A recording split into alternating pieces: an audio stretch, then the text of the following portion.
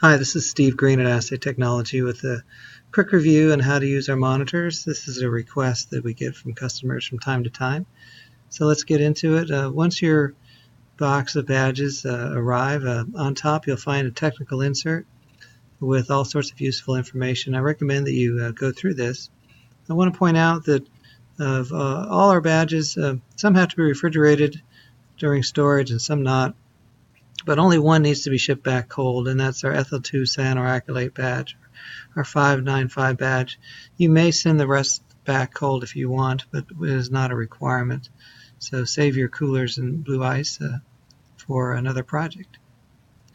All right, inside the box, there'll be number B here is a heat-sealed envelope with your badge inside and a scavenger. The scavenger can go in the return envelope, or you can throw it away. It is a bag of charcoal to help collect any contaminants that might be present.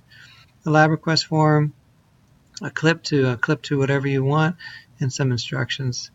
The badge itself has a serial number on the bottom of it. The QR code contains a serial number, and the lot number is not particularly important to you.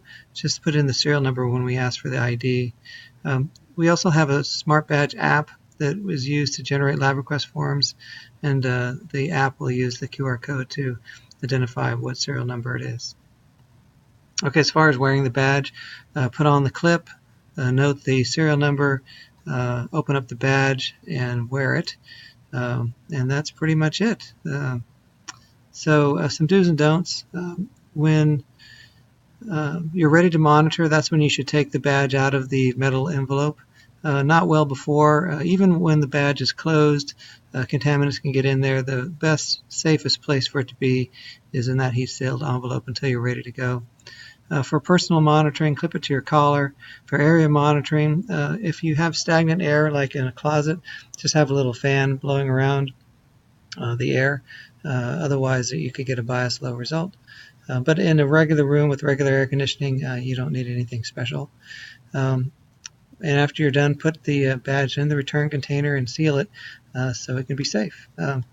Some don'ts: don't wear under clothing. That'll give you a low bias result.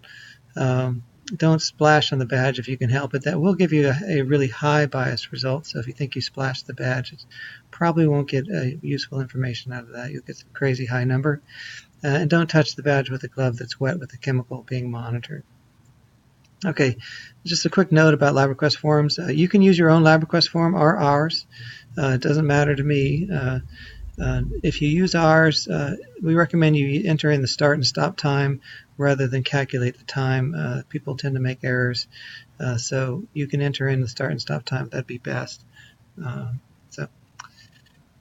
If you prepaid for the analyses, make sure that you don't ask for more than you prepaid unless you really know you want it and understand there'll be an extra charge.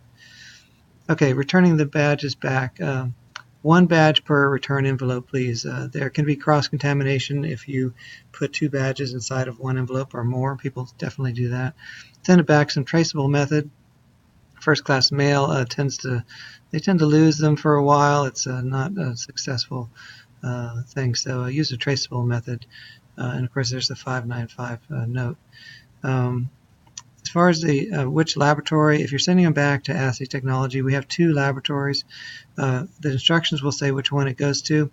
If you have a project where you have some of both, then send it to one lab or the other, and then we'll figure out, ship them back and forth between each other to make sure they go where they need to go. Unless there's a rush request, then we really need to go directly to the laboratory that's going to do the analysis. Once you receive the report, we have online a whole series of FAQs, questions people ask, what the report means. So we definitely would recommend going through that or give us a call. That's it. Thanks for checking out the video.